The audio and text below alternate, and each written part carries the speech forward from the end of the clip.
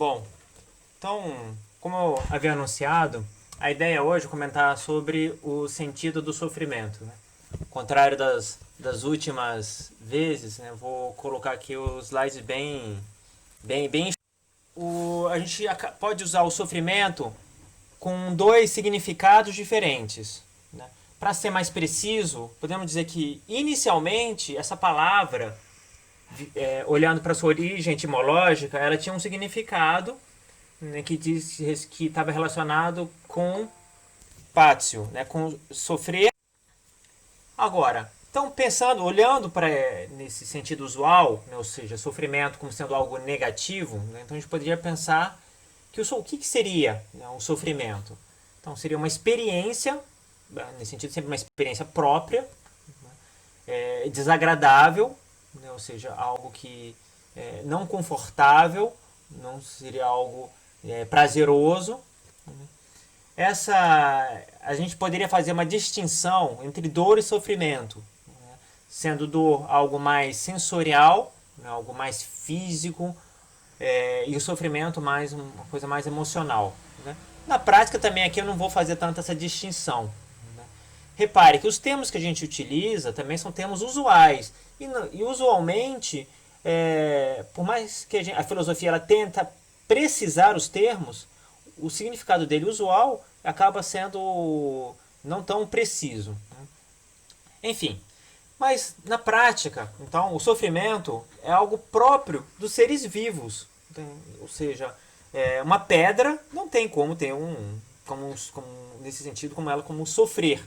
Né? A não ser naquele sentido que eu falava, sentido estrito, que ela sofre uma ação. Né? Ela pode sofrer uma ação do vento, da água, mas não no sentido de como uma experiência negativa, desagradável, né?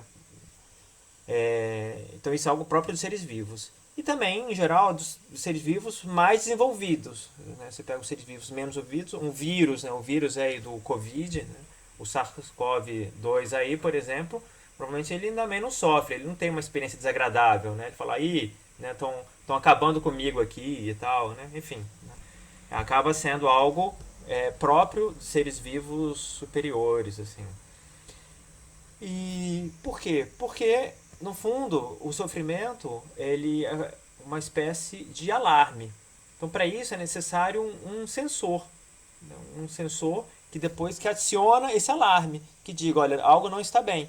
Né? Como, por exemplo, acontece, por exemplo, uma máquina. Né? Uma máquina, ela tem sensores. Né? Ela, por exemplo, um computador, ele pode ter lá vários sensores, um sensor às vezes de sobrecarga, um sensor de temperatura, né? Por exemplo, se ele se passa, sei lá, de 70 graus, né? Ele pode indicar, né? E parar tudo. Então, né, e que sensores? Né? Isso a gente tem, por exemplo, através dos nossos sentidos externos. Né? Por exemplo, né, o tato, a vista, o paladar, o olfato, né? Cada um desses sentidos, né? Se ele recebe um impulso que não adequado, ele vai ligar um alarme. Né? Por exemplo, falando em relação ao tato, né?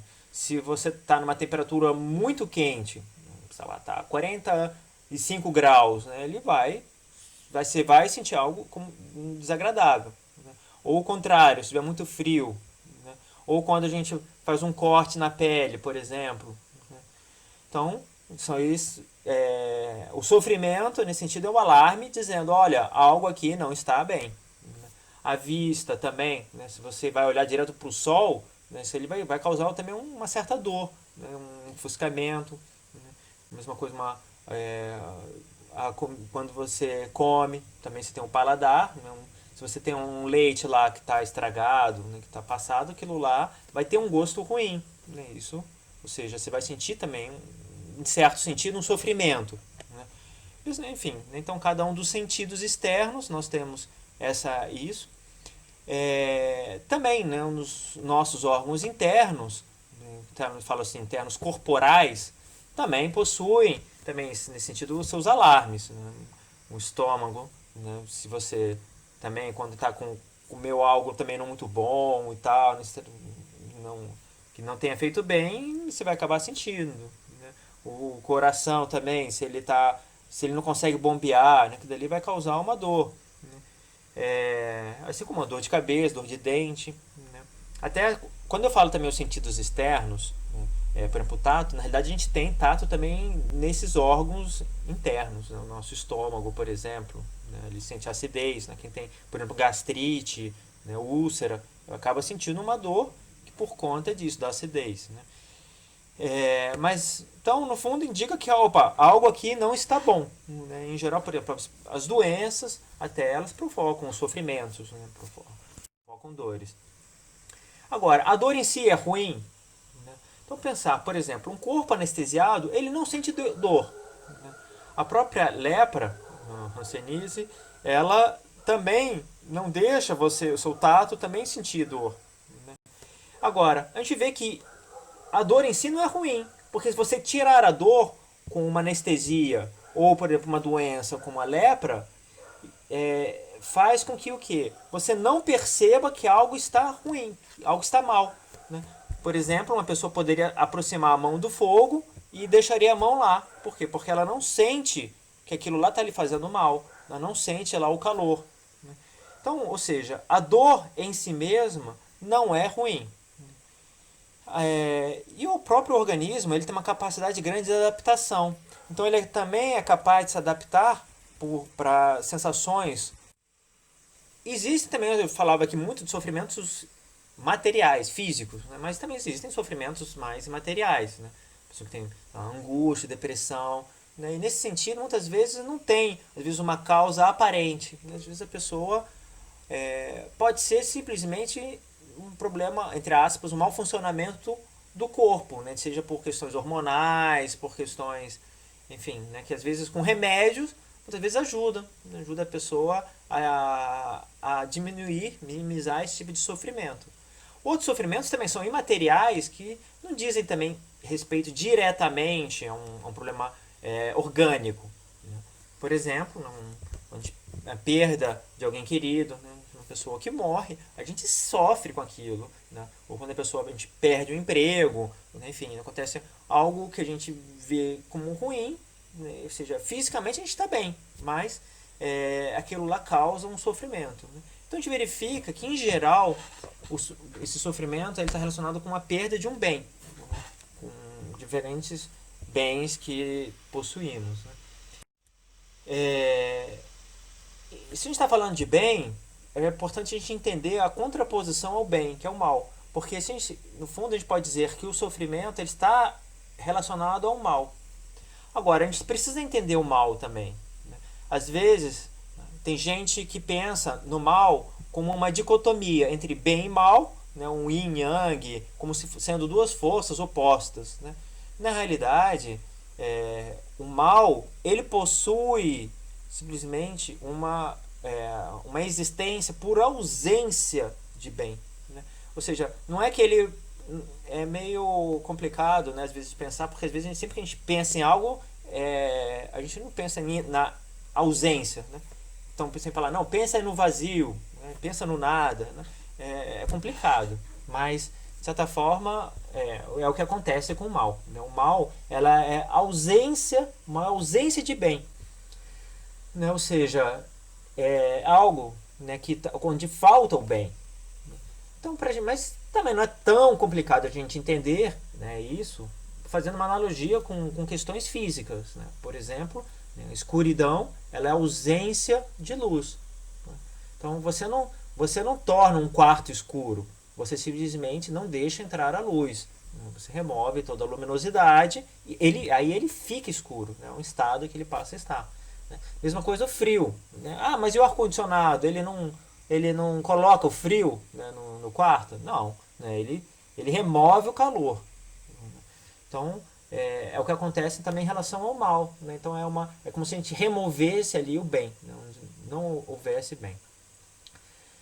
E assim como há diversos tipos de bens, né, que eu já citei alguns, também, como contraposição, haverá diversos tipos de males. Né? Existem os bens físicos, um bem corpóreo, por exemplo, existe o seu próprio mal físico, né? Por exemplo, uma doença, nesse sentido, é um mal físico, é o quê?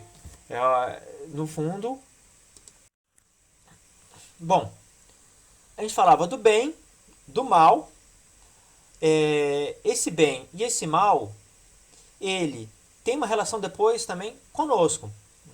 Esse bem, o mal, por isso que eu coloquei como algo, ele pode ser percebido, ele pode ser querido e ele pode ser sentido. O ente, né, do ponto de vista filosófico, ente é aquilo que tem ser, né? Tudo aquilo que existe a gente chama de ente, né? Ou seja, as coisas, né? Às vezes a gente pode pensar assim, elas, enquanto ela existe, ela possui uma unidade. Enquanto ela é conhecida, ela é a verdade. Enquanto ela é querida, ela é a bondade. E quanto ela é desejada, ela é beleza. Então há uma relação do bem com a inteligência, com a vontade e com a afetividade. Então por isso, né, o bem ou o mal, ele é percebido pela inteligência, ele é querido pela vontade e ele é sentido pela afetividade. Isso, assim, quando eu falo assim, por exemplo, um bem imaterial, por exemplo, né, ele é percebido pela inteligência. Agora, o bem físico, ele é, antes de mais nada, conhecido pelo próprio corpo, né? Assim, então, nesse sentido, pelos sentidos externos e também aí depois ele é conhecido pela cogitativa, né? Então, uma coisa é o conhecimento abstrato e outra é o conhecimento concreto, né? Então, aqui eu estou fazendo uma contraposição em relação a essa questão abstrato-concreto, em relação ao material e imaterial. Então, ele é algo querido pela vontade, mas, ao mesmo tempo, né, por exemplo, né, você pega um cachorro, aí ele não tem vontade, mas ele tem desejo. Né? Então, ele também tem um apetite, né, um apetite concupiscível aí no caso. Enfim, né, aí que a gente faria também um pouco a distinção entre querer e desejar. E algo ele é sentido, né, no caso aí pela afetividade, aí sim, né, os nossos sentimentos também são espiritualizados pela inteligência e pela vontade. Bom, eu não vou entrar. Por que você está falando? Bom, por que você está falando isso? Né? O que isso aí tem a ver com o que a gente estava falando antes? Então, para a gente entender bem o sofrimento, a gente precisa entender os sentimentos. E os sentimentos estão relacionados com esses aspectos. Quando o bem ou o mal ele é percebido, querido e ou sentido. Né? Não, aqui não. Tá. Por isso, né? Agora, além disso, existe uma questão que o bem, o bem real, ele não necessariamente coincide com o bem aparente. Né? Como assim? A gente falava do bem, que o bem causa sentimentos positivos e o mal causa sentimentos negativos. Mas na realidade, esse bem que o bem é sempre algo que é percebido, né? Não necessariamente é o bem real. Né? Por exemplo, né, a pessoa perdeu o emprego. Enquanto ela não sabe que perdeu o emprego, ela não vai sentir chateada, ela não vai sentir mal, nem nada. Pode ser que ela tenha perdido, né? Pode ser que o chefe já tenha demitido, já um cargo que ela tinha lá, que foi publicado no Diário Oficial, já foi, ou seja, em princípio ela já está demitida. Mas se ela não sabe, ela não sofre aquilo. Né? Agora, além disso, a nossa percepção da realidade ela pode estar errada também. Né? Às vezes a gente pensa que algo é um bem, quando na realidade aquilo dali é um mal. Né? E vice-versa. Né? A gente não tem um conhecimento perfeito da realidade. E nesse sentido, a gente se engana em relação à realidade. É como uma miragem. Se você está no deserto e vê uma miragem, você tem a plena certeza que tem água ali. Mas na realidade não há nada. Né? Mas você fica contente vendo a água. Né? Você fala, caramba, achei um poço aqui, né? Achei um lago. E que na realidade não tem nada. Mas os seus sentimentos estão relacionados com o que você percebe. Com o que você percebe pela inteligência, né? Depois com o que você sente pelas sensações e depois pela sua vontade, né? Ou seja, aquilo que a gente falava, o bem enquanto percebido, enquanto desejado, enquanto querido. Também, né? Como esse exemplo também que eu coloco aí, né? Às vezes a gente faz uma prova, a gente pensa que foi mal, né? A gente, caramba, né? A gente fala que eu acho que errei essa questão, aquela outra e tal, né? E a gente fica triste. Mas, objetivamente falando, às vezes a prova a gente pode ter ido bem, né? Às vezes, em geral, o que acontece é o contrário, né? Que às vezes a gente pensa que foi bem na prova e depois acaba descobrindo que errou algumas coisas depois, né? Na hora da correção, a gente percebe. Ou seja, mas na hora a gente sai contente da prova, muitas vezes, né? E vai ficar depois triste depois vendo o resultado, muitas vezes, né? Mas é isso, sempre os sentimentos estão relacionados com a nossa percepção da realidade e não propriamente com a realidade. Tá? Então, nesse sentido, existe uma diferenciação entre o bem real, que existe na realidade, e o bem aparente, que é como eu o vejo. Então, nesse sentido, é interessante que a gente pode mudar a nossa percepção em relação ao bem. E também, consequentemente, em relação ao mal. Se a gente estava falando que o sofrimento ele vem de sentimentos negativos, né?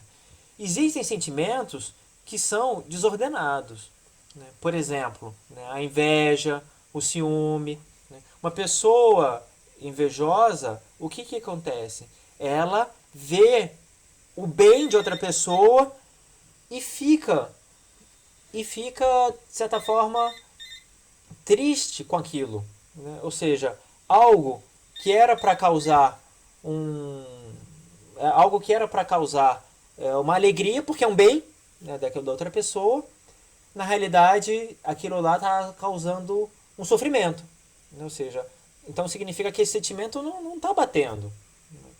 O ciúme, né? Ou seja, uma pessoa que a gente ame e a gente começa a ter, né, sentimentos negativos em relação a ela. Porque não, será que essa pessoa aqui não está me traindo? Será que essa pessoa aqui está isso, aquilo e tal, né? Então, ou seja, é algo que eu deveria ter um sentimento positivo em relação à pessoa e eu tenho um sentimento negativo. Então, esses sentimentos eles podem ser modificados. A gente não tem um controle direto sobre os sentimentos, mas a gente tem um controle indireto. Na medida em que a gente educa a nossa afetividade, isso a gente passa a ter os sentimentos corretos em relação ao bem e ao mal objetivo. Agora, além de ter o sentimento correto, ele também deve ser proporcional. Assim como eu falava antes que o alarme ele pode estar mal regulado, os sentimentos também nesse sentido podem estar mal regulados. Por quê? Porque às vezes uma pequena falha de alguém pode nos causar uma grande chateação. A gente fica lá, né, fulano aqui, né, cometeu um pequeno erro, a gente já fica lá, já sobe as paredes, que absurdo, como é que ele foi capaz de fazer isso, aquilo, né? Então, ou seja, não há uma proporção. Tudo bem, a gente tem que ficar, realmente, o que ele fez está errado. E a gente tem que ficar chateado nesse sentido. Mas a gente não pode ter uma reação desproporcional.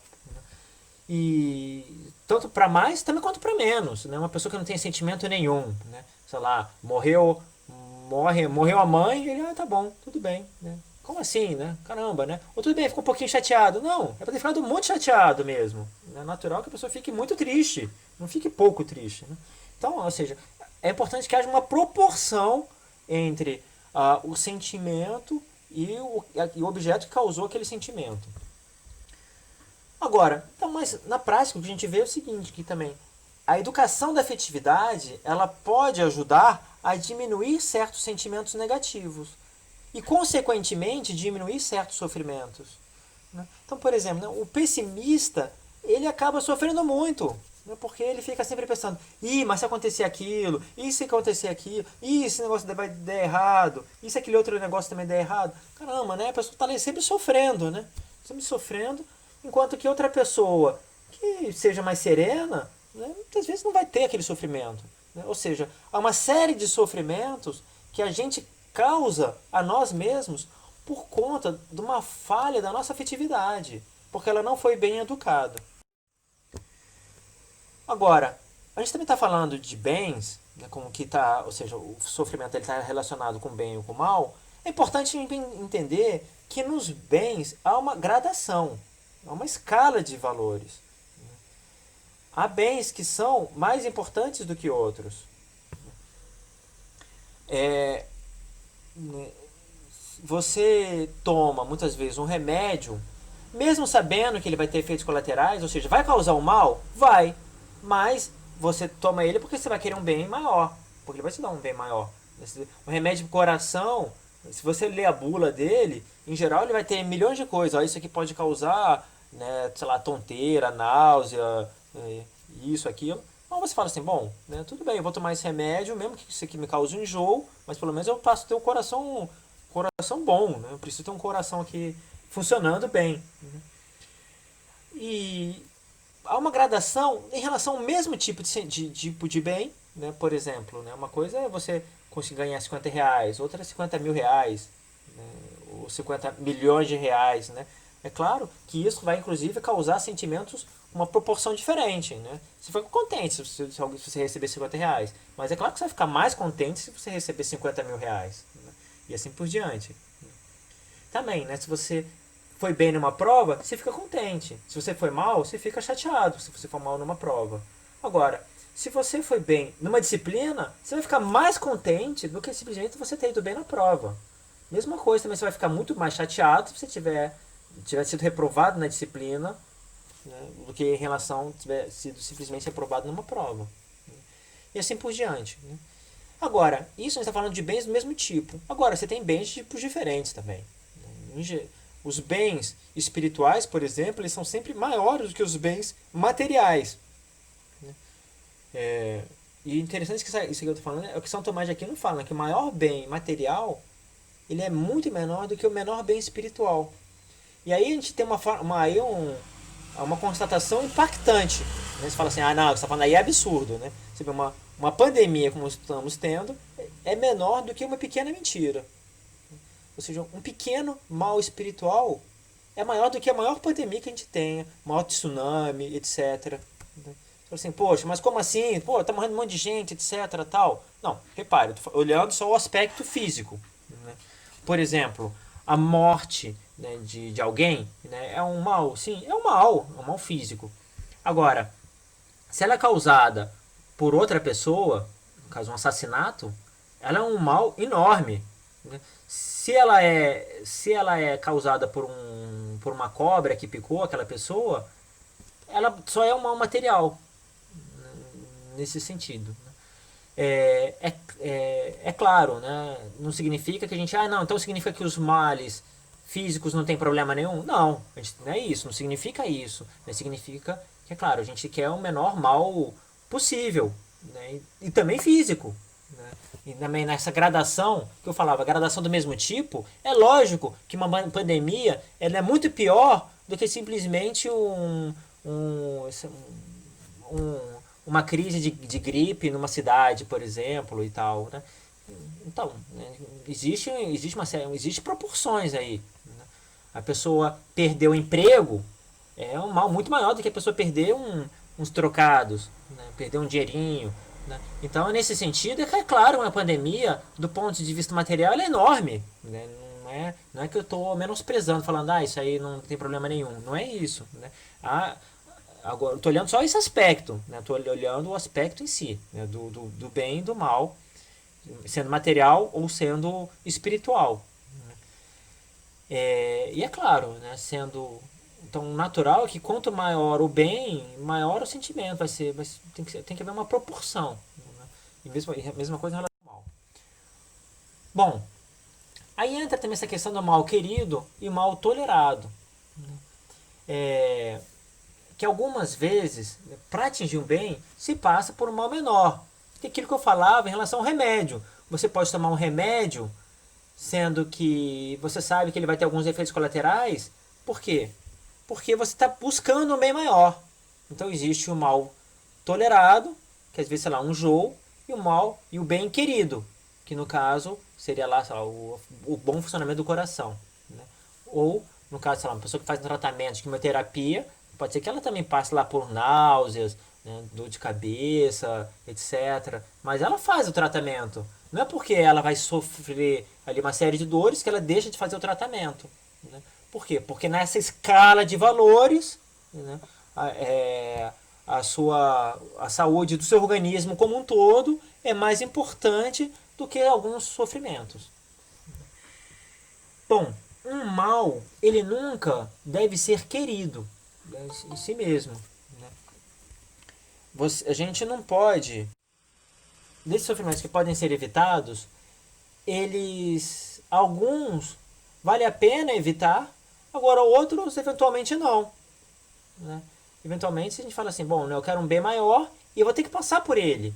Então, ou seja, eu poderia evitar? Poderia, mas se eu evitar eu não vou conseguir chegar no bem maior. Né? Uma pessoa fala assim, não vou me esforçar aqui, não vou estudar aqui porque eu não quero me cansar. Tá bom, mas eu também não vou conseguir também passar na prova. Né? Ou não, vou aqui, mas eu não quero, sempre que eu faço exercício físico eu fico cansado. Então para não ficar cansado eu não vou fazer exercício físico. Bom, mas eu também não vou conseguir ter a saúde. Né? Então repare, né? Ou seja, há sofrimentos que a gente poderia até evitar. Mas a gente fala assim, poxa, não vale a pena evitar. Por quê? Porque é um mal tolerado para poder chegar num bem querido. E a gente falava um pouco da educação da afetividade, a gente falava também de saber ter os critérios em relação à inteligência, e é também importante formar bem a vontade. Né? Assim como para chegar a ter uma boa capacidade física, é necessário, né, fazer um grande esforço físico. Né? É por isso que tem gente que fica malhando, né, para ganhar força, ganhar resistência física. Né? Isso passa por sofrimento. A pessoa vai ter depois ali o ácido lático, tal, né? Enfim, vai ficar dolorido no dia seguinte. Né? É natural. Né? Mas também por isso, para crescer também numa resistência moral, né, é necessário também certos sofrimentos. Por isso que a fortaleza, a pessoa que quer ganhar fortaleza, ela necessariamente ela acaba passando por sofrimentos. Não tem como ela falar assim, não, vou evitar aqui sofrer. Né? Tá bom, mas você não vai ser forte. Mas levantar de manhã cedo da cama, levantar rápido, aqui me custa. Então não vou levantar. Tá bom, mas você nunca vai ganhar fortaleza. Então, ou seja, para ganhar as virtudes, é necessário uma superação das inclinações, das nossas inclinações naturais, nossas inclinações espontâneas. Né? Então pensar que, em geral, toda mudança ela supõe um sofrimento, porque ela implica em sair de uma situação cômoda. Se a gente quer aprender inglês, eu quero aprender a falar inglês. Bom, para eu aprender a falar inglês eu tenho que me expor. Mas vou passar vergonha e tal. Pois é, vou passar vergonha. Eu vou expor ali a minha ignorância. Né? Então, toda mudança, ela vai supor ali um sofrimento. Então é natural que a pessoa que queira crescer, ela tem que saber abraçar o sofrimento. Né? Não tem como ela fugir do sofrimento. Agora, no caso de um cristão, o sofrimento, na realidade, ele tem um valor muito maior. Por quê? Porque se a gente fala de uma escala de bens, o maior bem possível é Deus. Ele é o sumo bem, é o bem supremo. Então, para adquirirmos esse bem supremo, a gente pode, em princípio, passar por qualquer tipo de sofrimento. Por quê? Porque todos os males ali podem ser tolerados, né, enquanto se são meios para se chegar a Deus. Repare, quando eu falo todo mal pode ser tolerado, não é que nenhum mal aí nesse sentido deva ser querido. Né? Ele vai ser tolerado. Agora ele fala assim, mas preciso realmente sofrer, né, para poder identificar com Cristo, para poder encontrar Deus? Olha, repare, né, para encontrar Deus, o nosso caminho é Cristo. E para identificar com Cristo, né, é preciso abraçar a cruz. Então, Cristo quis passar pelo sofrimento.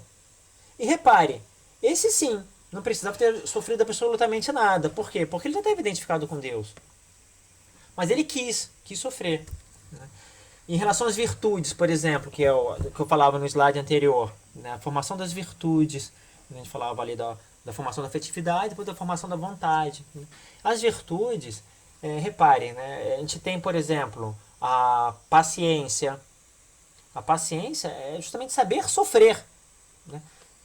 É interessante que se a gente for, o que a gente fala que o cume da vida de Cristo foi a paixão de Cristo. Então, que eu falava no início, paixão diz respeito a pássio, a padecer, a sofrer. Ou seja, o que caracterizou a Cristo foi justamente ele saber sofrer. Ele sofreu, e aí sim, se fosse pensar em termos de dores, foi o maior possível. Né? Ele também sofreu, tem que pensar o seguinte, né, na sua vida toda, né, não foi só nos seus últimos momentos. Sofreu pobreza, sofreu todo tipo de incomodidade, consequência da pobreza. Então, ou seja, soube sofrer também humilhações. Então é isso que a gente precisa também, né, aprender a sofrer, né, faz parte.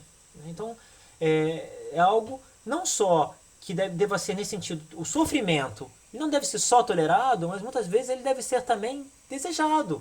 O sofrimento, que não é o mal, né, mas a consequência. Né?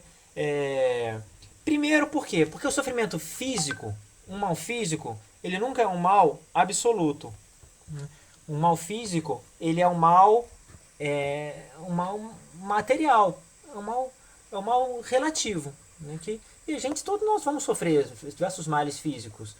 Né? O problema é o mal espiritual, que no fundo aí é o quê? O pecado. Esse é o único mal que é realmente mal estrito sensu. Né? Um outro é um mal relativo. Bom, então, né, muitas vezes é importante que a gente saiba querer, né, sofrer por isso, para poder fortalecer a nossa vontade, para poder identificar-nos com Cristo.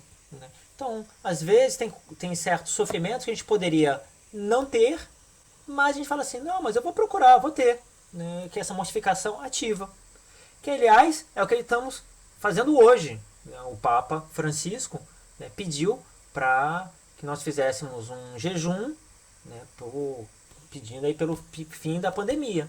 Então, repare, ou seja, a gente vai fazer um sacrifício, a gente vai sofrer por um bem maior.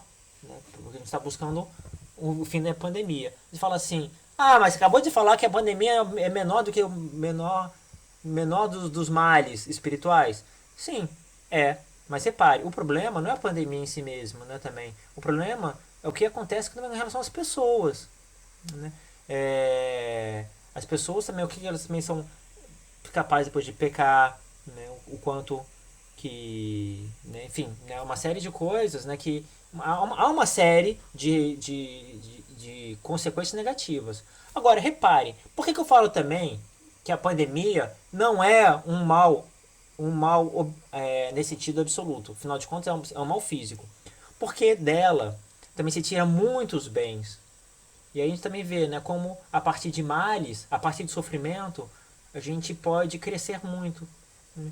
Então a gente vê que o sofrimento, ele aproxima as pessoas de Deus.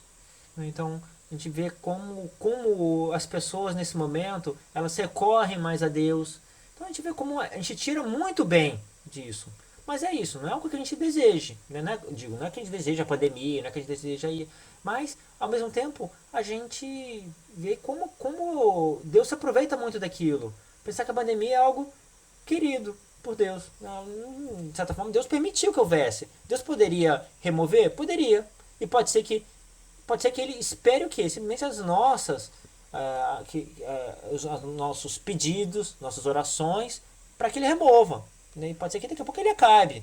Ele vendo a nossa penitência, vendo ali as nossas orações, ele, sei lá, manda uma luz lá, ilumina lá os cientistas para descobrirem a cura, por exemplo, né, uma vacina.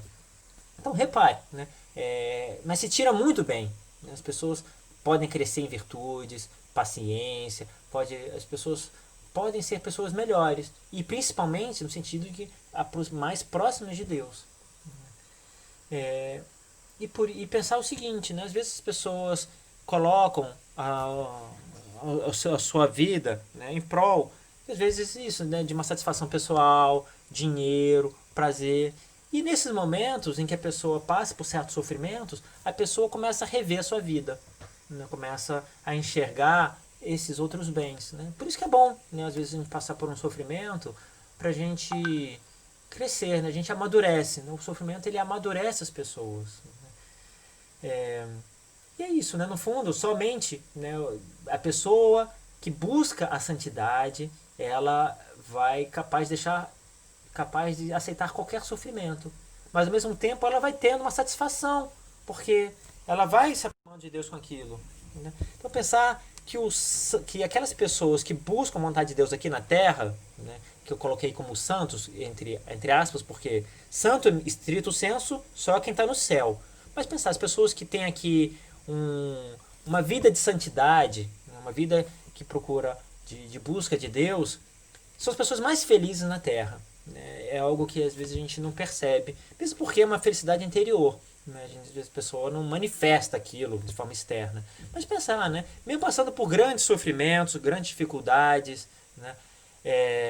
Você pega, por exemplo, Madre Teresa de Calcutá, né? Lá junto com o Zaidete, com o leproso, com isso, aquilo, era uma pessoa muito feliz. Né? Passando por noite escura, né? Uma pessoa assim que porque uma purificação que às vezes Deus permite na vida de alguns, né, de grandes santos, né? Ou seja, passando por muito sofrimento, eram pessoas felizes. Né? Então, né, pensar que os santos, né, ao saberem que o bem triunfará, eles estão tranquilos. E na medida que eles procuram fazer a vontade de Deus, eles estão entusiasmados. E na medida que conseguem fazer a vontade de Deus, eles ficam contentes. Né? Então, pensar que, olha, isso que é o principal. Né? Então, o sofrimento a gente vê que tem um valor muito relativo, né? Que diz respeito ao quanto nós, né? Então, né, pensar, né, só então, para concluir, né, que há sofrimentos que podem e devem ser evitados, né? Ou seja, se a gente pode evitar, melhor, né? Só vejam, por exemplo, um médico ele vai procurar evitar que os doentes deles sofram, né? Então nesse sentido ele vai procurar que eles se curem, etc, tal, né? Então, ótimo, se coloca os meios, né?